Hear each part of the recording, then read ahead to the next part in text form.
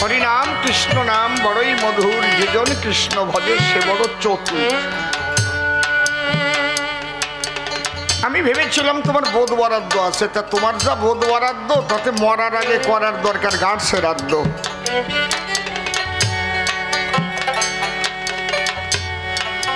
দেখো এখানে ব্রহ্মজ্ঞানী ছাড়া কেউ আসতে পারবে না, এইটাই ঘোষণা। দেবাহুতির ব্রহ্মজ্ঞান হয়েছে কিনা এইটা পরীক্ষা করবার জন্য শিব কুকুর হল।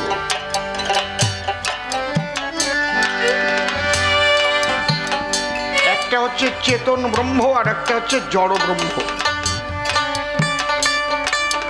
ব্রহ্ম সব ঠিক বলেছে, সর্বং খল্লু ইদং ব্রহ্ম।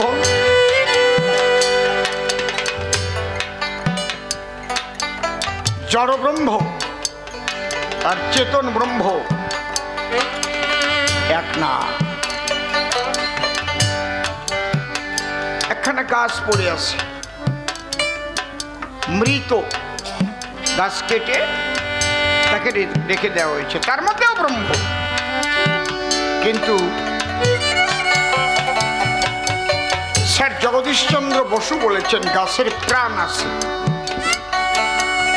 কিন্তু যে কাঠটা কেটে ফেলে দেওয়া হলো, মারা গেল, তার কি প্রাণ আছে?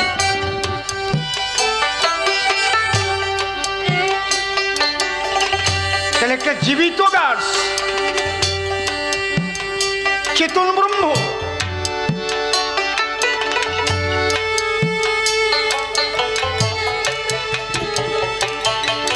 বায়োলজি, জিওলজি, জুওলজি, জুও,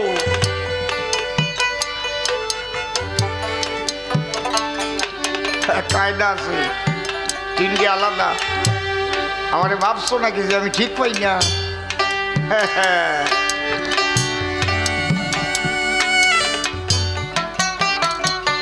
তাহলে একটা হচ্ছে বায়োলজি, জীবন বিজ্ঞান, জিওলজি আর জুওলজি। এই তিনটে আগে বোঝো কোনটার মানে কি, তাহলে তুমি এই জাতীয় কথা কোনোদিন বলবা না। বা ঝাঁটা দিয়ে ধূলিকণা সরানোর জন্য, ঝাঁটা ব্রহ্ম, জড় ব্রহ্ম, নিষ্প্রাণ। ধূলিকণা নিষ্প্রাণ, মরা পাতা নিষ্প্রাণ, কিন্তু শিব কুকুর হয়েছে। কুকুর একটা প্রাণী, জীবন্ত প্রাণী। বেশ, কার সাথে কার তুলনা দাও? তুলনা দিলেই খালি হয় নাকি?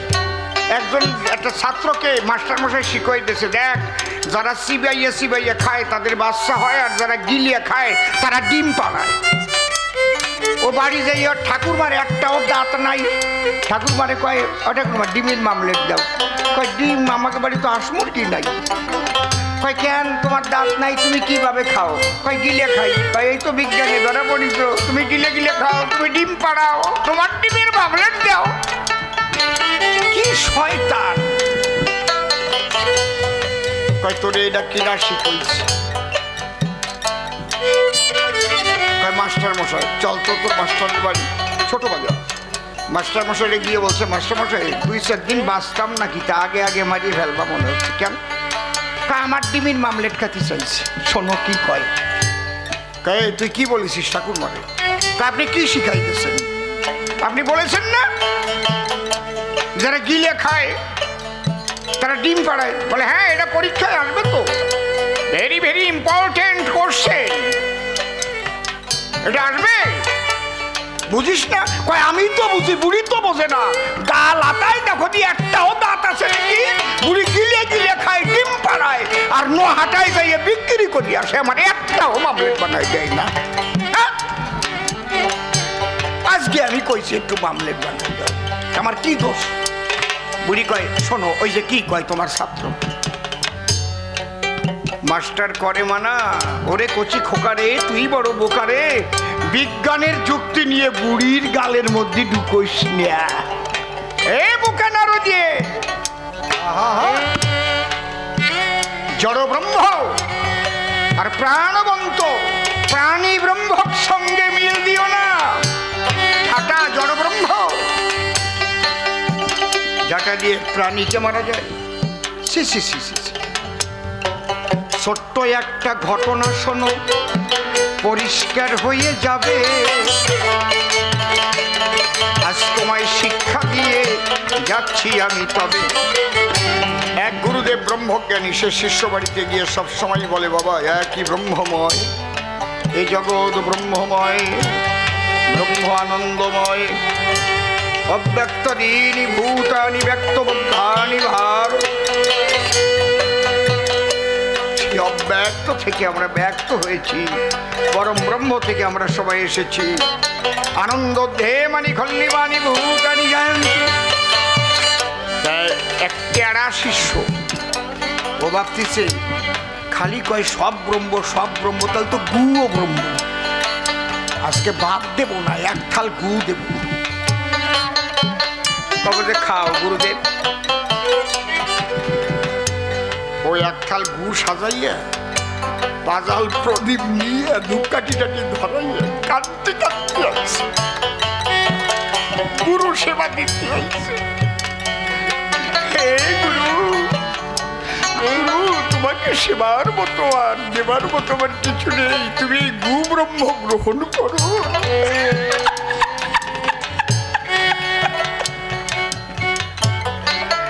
গুরু ভাবতেছে ওরে হারাম জাদা, এ করিস কি?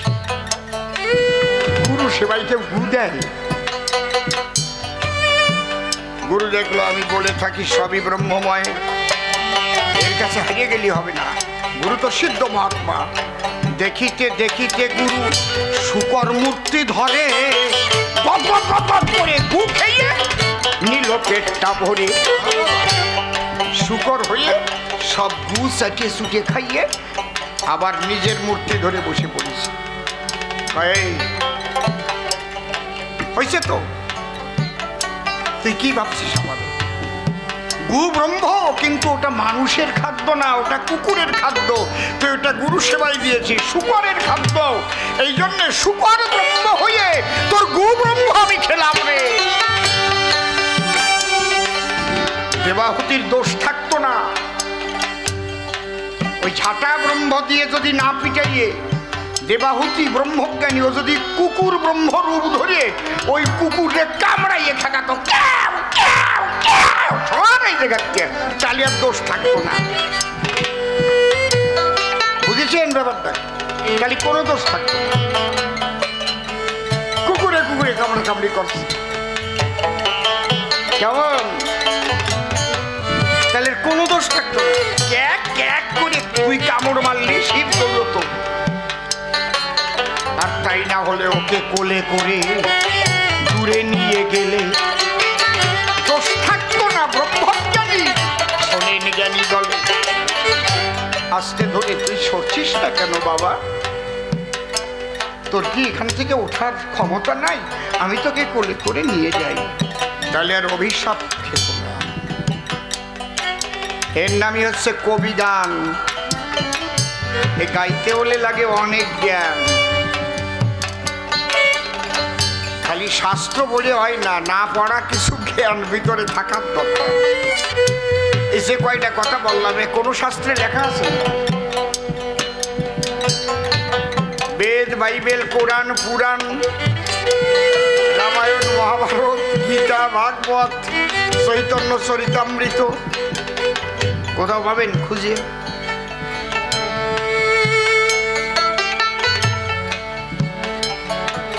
যেভাবে বিপক্ষ কবি আঘাত দেবে সেইভাবে সঠিক আলোচনা করে ওটাকে মীমাংসা দিতে হবে। ওই ক্যাসেট মুখস্থ করে কবি গান গালি কাজ হয় না।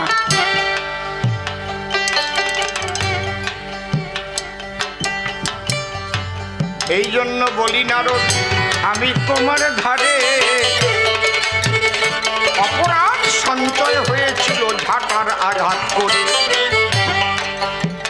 বাড়ি দিয়ে কাটলো বাড়ি, যা করলো পাপ। মনে রেখো খণ্ডন হয় না প্রভু অভিশাপ। বলেছে তাহলে ধরা সতী হয়ে যে কাটিল স্তন, তাতে তার পাপ তার যায় না কি কারণ? না, পুণ্য দিয়ে কোনোদিন পাপ কাটে না। লিখে নেন আজকে, পুণ্য দিয়ে কোনোদিন পাপ কাটে না।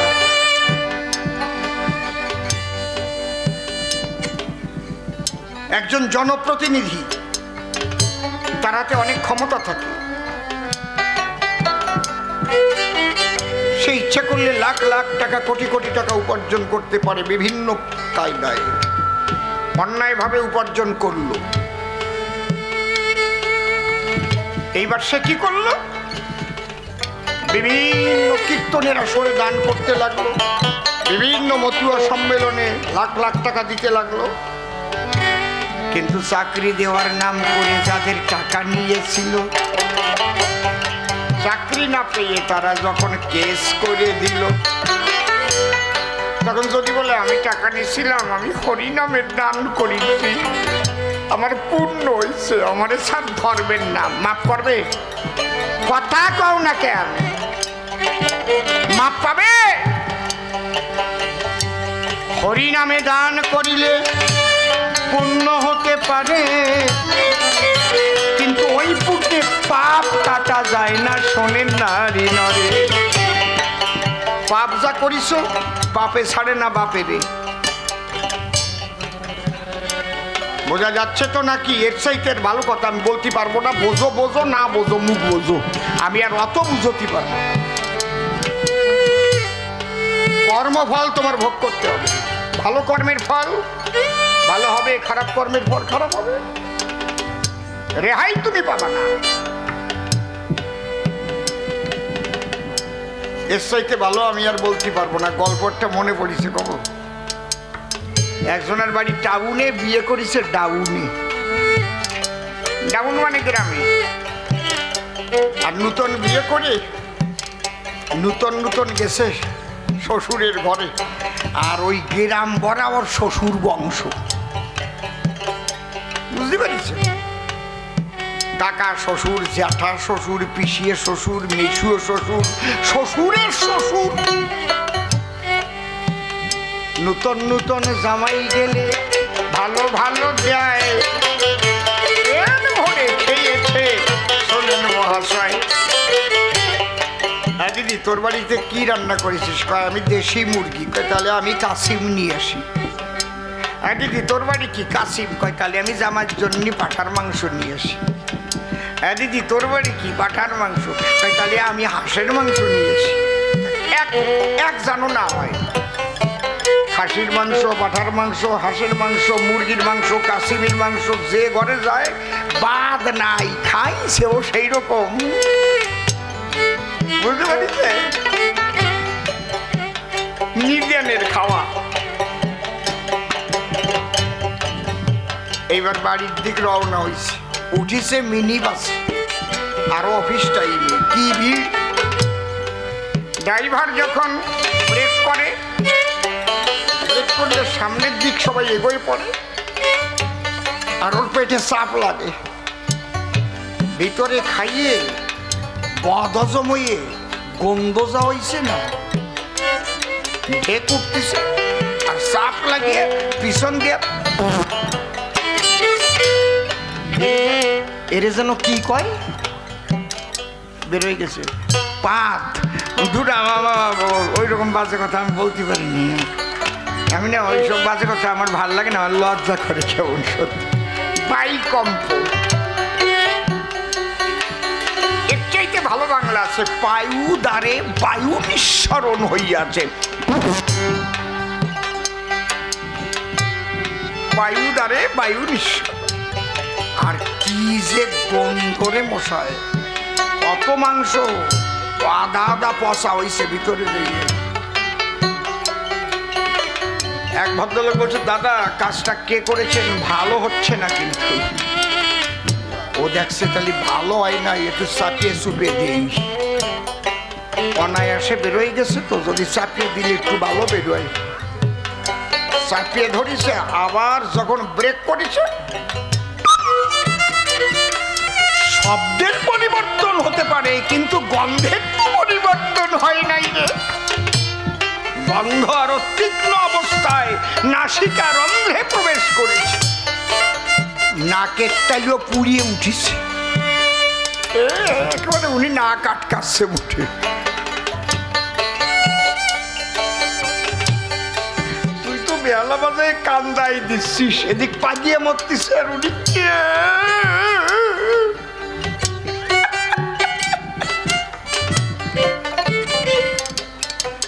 ওই ভদ্রলোক বলে, দাদা নামিয়ে যান, আপনার ভাড়ার টাকা আমি দিয়ে দিচ্ছি ডবল করি। ভালো হচ্ছে না কিন্তু। ও ভাবলো তাহলে আর একটু চাপিয়ে ধরি, এবারও ভালো হয় নাই। এবার এমন চাপা চাপিছে ওই অবলা যায়, ঠাসা পালি ধরিয়ে রাখা যায় নাকি। এবার বেরোইছে আরো বেশি গন্ধ। বাতাস তো অল্প, 14 আনা বিষ্ঠার কণা। এবারে এমন নাকের তালিও পুড়িয়ে উঠেছে। ওই ভদ্রলোক বলছে, দাদা বারবার বলছি ভালো হচ্ছে না, কি করছেন? ও তখন কয়, আমি পাদিছি, এর চাইতে ভালো আমি পারবো না, 3 বার চেষ্টা করেছি, ভালো হচ্ছে না, ভালো হচ্ছে না, আমি কম চেষ্টা করেছি।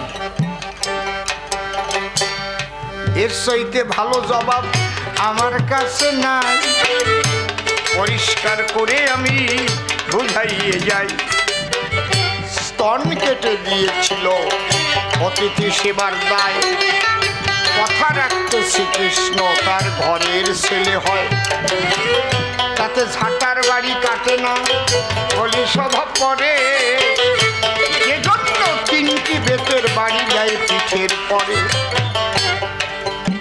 পুণ্যে কখনো পাপ কাটে না, তবে কোনটুক হতে পারে। আর একটা কথা শুনে যান, কাজ হবে। অভিজ্ঞান শুনতে এসে মনে রাখলে কাজ হবে। শোনেন, এমনিতে পাপ করলে সেটা অনেক সময় লঘু হয়। কিসের দ্বারায়? হরি ভজনে, কৃষ্ণ ভজনে, গুরু কৃপায়। বুঝতে পারছেন? হয়তো পাথরের আঘাত ছিল, সেই পাথরটা ছোট হয়ে ছোট্ট একটা পাথর মাথায় এসে পড়লো, ক্ষতি হলো না, আঘাতটা আপনার লাগবেই। মস্তকে আঘাত, আপনার পাথরের আঘাত লেখা, এই কথা কই না। কিন্তু অভিশাপ যদি থাকে, যে অভিশাপ দেয় সে খণ্ডন না করিলে, এই সূত্র ভালো করে শুন, সেই অভিশাপ কাটে না যেন কোনো কালে।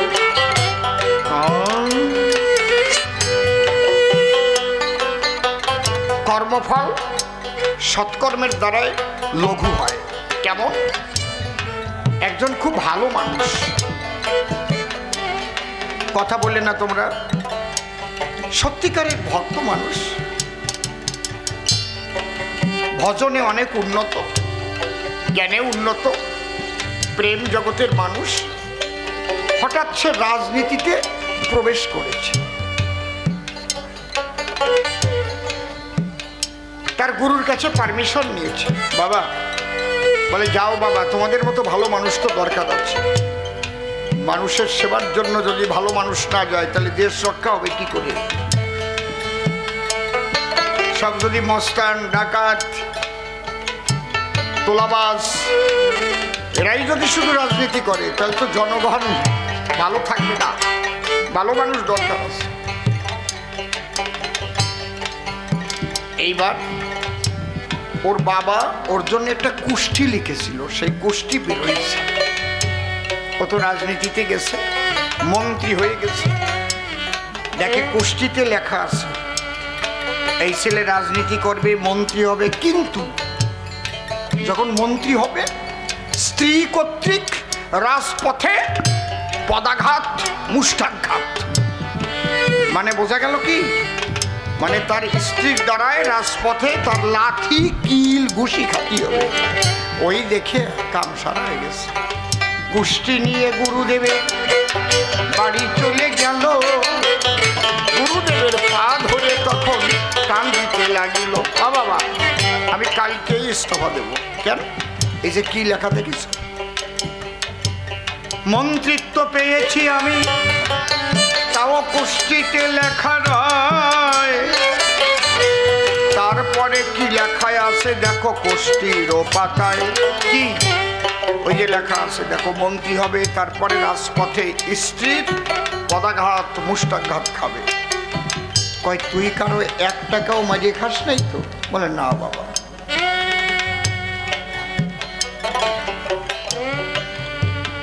কারো কোনো ক্ষতি করিসনি তো? বলে না। অন্যায় কাজ করিসনি? তোর ইঙ্গিতেও কোনো অন্যায় কাজ হয়নি তো? তুই যাসনি, ইঙ্গিত দিয়ে কোনো ভালো মানুষের ক্ষতি করে দিয়েছিস? করিসনি তো? তুই নিজে যাসনি, করিয়েছিস অন্য কাউকে দিয়ে। বলে না বাবা। তাহলে তোর কোনো চিন্তা নাই, যা বাড়ি যা। কিন্তু ওর চিন্তা নাই মানে কি? ওর তো খালি ঘাম হচ্ছে, বয়স ছোট। 3-4 পরে ওর জ্বর উঠেছে, ইনফ্লুয়েঞ্জা জ্বর যদি হয় তাহলে এই যে গিরা গাইড কিভাবে চিবায়। শুয়ে পড়ে স্ত্রীকে বলছে, শুনছো আমাকে একটু টিপে দাও না, রাত্রিবেলা তো টিপে দিচ্ছি। বলে ওতে হচ্ছে না, একটু কি লও। ওতে হচ্ছে না, তোমার নরম মাত্র, একটু ব্যথা করবে না, উঠে একটু পাড়াও। এরকম হয় না অনেক সময় বাড়ি, কি কথা কইও কিন্তু। এবার বউ গাড়ির উপর উঠিয়ে গিটে গিটে ভালো করে পাড়াচ্ছে, জ্বর সারিয়ে গেছে। তার 3 দিন পরে গুরুদেবের কাছে গেছে, গুরুদেব হাসিয়ে পড়েছে। বাবা হাসো কেন? আমার কপালে কি ওই লাঠিগুতো আছে নাকি? কয় যাও, আবার রাজপথে কথা ছিল, ওটা ঘরের মধ্যে হয়ে গেছে। বৌমা তোরে পাড়ায় নাই, কিলোই নাই, লাঠি নাই, তোর জ্বর হয়েছিল না? বলে হ্যাঁ। কয় ওটা রাজপথে হলো না, হয়ে গেছে ঘরে।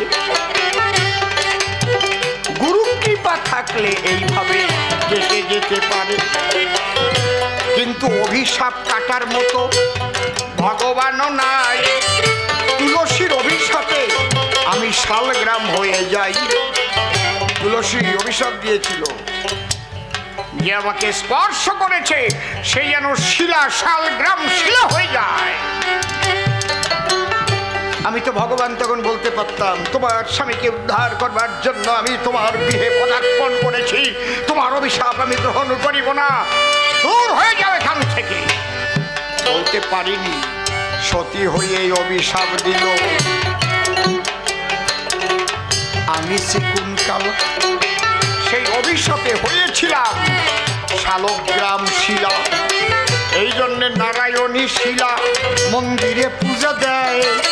একবার প্রেমানন্দে হরি হরি বলুন মহাশয়। কবিগান শুনতে যেখানেই যাবেন পাই টু পাই জবাবগুলো বুঝে নেবেন। কি প্রশ্ন হচ্ছে, তার কি জবাব হচ্ছে, তার কি আর্গুমেন্ট হচ্ছে, তার পরিশুদ্ধ জবাব হচ্ছে কি না হচ্ছে বুঝে নেওয়ার দায়িত্ব শ্রোতাবর্গের রয়। আজে বাজে কথা বলে যদি টাকা নিয়ে যায় তবে সেই কবিগান শুনে কি লাভ বলুন দেখি ভাই। আর একটা প্রশ্ন আমি তাহার কাছে পাই, বলছে বৃন্দাবন প্রেমের রাজ্য,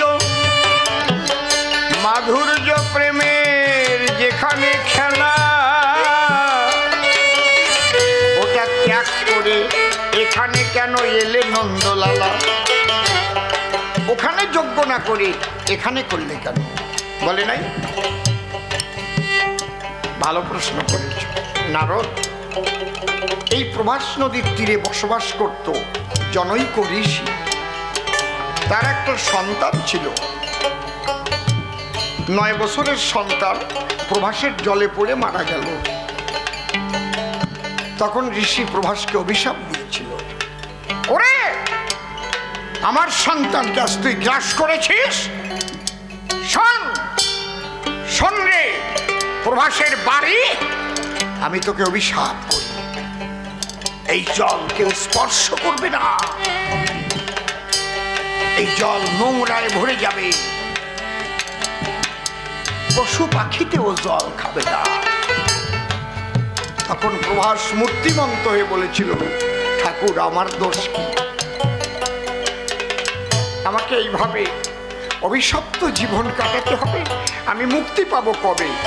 তখন ঋষি স্থির হয়ে কহিলেন, প্রকাশী তবে অভিশাপ তোমাকে দিলাম, দাপর যুগে শ্রীকৃষ্ণ লীলা করবে যবে, এই প্রভাস নদীর কূলে ভক্ত মিলন যজ্ঞ হবে, রাধারানী সেই যজ্ঞে দিবে দর্শন, এই প্রভাস তীর্থ হবে রাধা কৃষ্ণের মিলন।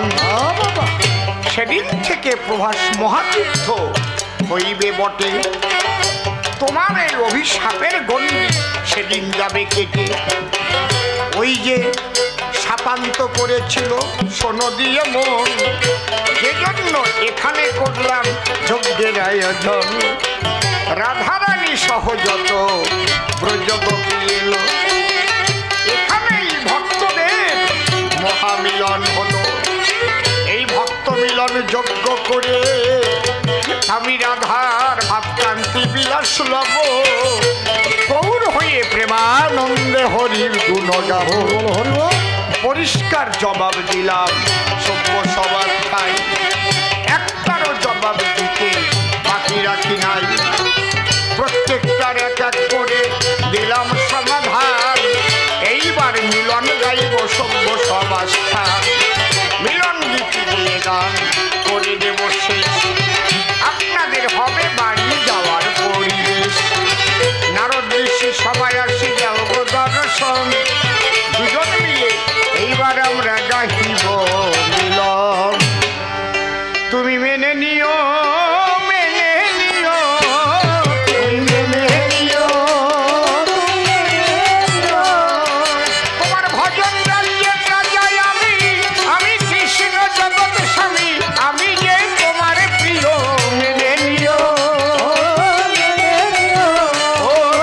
মেনে নিও, তুমি মেনে নিও, রাধার ভাবকান্তি বিলাস নিয়ে নবদ্বীপে যাব, প্রেমানন্দে বদন ভরে হরি নাম বিলাম, তুমি মেনে নিও, তুমি মেনে নিও, কোথায় তুমি নারদ মুনি এসো আমার ঘরে, আনন্দেতে বসে আছে পিছনে সে আরে, তোমায় ফেলে তাহলে কি নবদ্বীপে যাব, ও নারদ বসে বসে কি বা তুমি ভাবো, তুমি মেনে নিও, ও তুমি মেনে নিও, তুমি মেনে নিও, তুমি মেনে নিও, আমি বেরিয়ে নিই, আর দেরি নয় ব্রহ্মার তনয় মনে আছে ভাবো, প্রেমানন্দে নদীয়াতে এবার আমি যাব, তোমার কোনো কথা থাকলে বলো আমার ঠাই, তারপরে দুজন মিলে মিলন হয়ে যায়, তুমি মেনে নিও, ও তুমি মেনে নিও, তুমি যদি যাও গো প্রভু এই জগৎ ছেড়ে, আমায় বলো তুমি এবার রাখবে কোথাকারে, আমিও তোমার সঙ্গে মিশে মহাতে যাব, তোমার সঙ্গে ধোয়ায় গড়ি দিয়ে হরি নাম গাব, তুমি মেনে নিও, তুমি মেনে নিও, আরে আমি কি আর একা যাব ভাবো তুমি মনে, পারিষদদের নিয়ে যাব গৌরের সনে, অদ্বৈতকে আগে আগে শিব ঠাকুরকে আগে আগে অদ্বৈত বানাবো, ভক্তগণকে লীলা করতে আগেই পাঠাবো,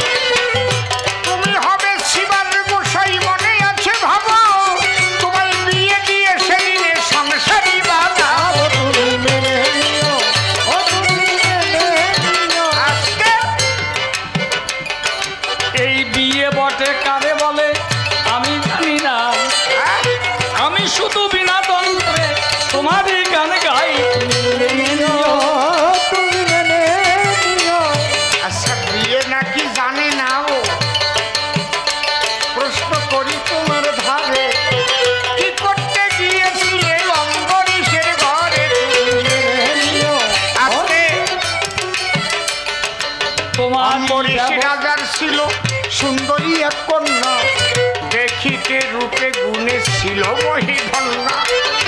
ওই বাড়িতে গিয়ে তুমি তার দিকে তাকালে, বিনা কিনা ফেলে দিয়ে পাগল হয়ে গেলে।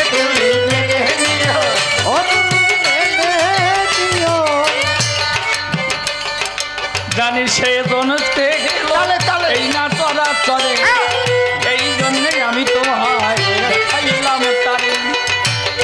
কে বা এলো ওই শ্রীমতী রূপ ধরে, তার জন্য গিয়েছিলাম ওই না রাজার ঘরে। তুমি মেনে নিও, আরে বিয়ের কথা বললে পরে সবারই ভালো লাগে, নূতন নূতন আকাঙ্ক্ষা মনের মধ্যে লাগে। সুপ্ত বাসনা ছিল তোমারও সেদিনে, শিবাস করে বিয়ে দিব নিয়ে যে ভুবনে। তুমি মেনে নিও,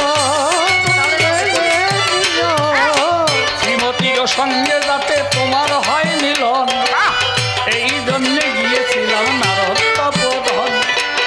তাই তো তুমি এবার সেইখানেতে গেলে, যে মিলা করেছিলে তুমি তারই সঙ্গে মেনে নিও। ঘরে শিবাস করিব নবদ্বীপ নগরে, আমরা গিয়ে নাম গাইব সবাই একত্তরে। শিবাস অঙ্গিনায় হবে হরিনাম কীর্তন, প্রেমানন্দে হরি হরি বলবে ভক্তগণ। তুমি মেনে নিও। ওই দেখো বাহু তুলে নাচিতেছে ভক্তবৃন্দ যারা, হাতে তালি দেন না একবার হয়ে আত্মহারা। এমন দিন আর কবে হবে কি আনন্দ ভাই, উলুধ্বনি হরিধ্বনি আর একবারে চাই। তুমি মেনে নিও। তাই নবদ্বীপে গিয়ে আমি শ্রীবাসী নাম নেব, তোমার যে সঙ্গ পেলে হরিগুণ গাব। হরিনাম কীর্তন আমি করব সর্বদায়ে, তুমি আমার জায়গা দিও তোমার রাঙা পায়ে। একেবারে যখন বললো ওই নবদ্বীপে যাবে, সাঙ্গ পাঙ্গ নিয়ে এবার রওনা হতে হবে। যত আছে সখীগণ হবে সাঙ্গ পাঙ্গ, নবদ্বীপে গিয়ে তারা বাজাবে মৃদঙ্গ। তুমি মেনে নিও। আরে জেলিয়াতে যাবো আমি তোমায় সঙ্গ করি, তোমাকে নিয়ে যাবো আমি দয়াল হরি। তোমার মতো ভক্ত আমার আছে প্রয়োজন, ওরে বাহু তুলে আমরা হরি নাম সংকীর্তন। তুমি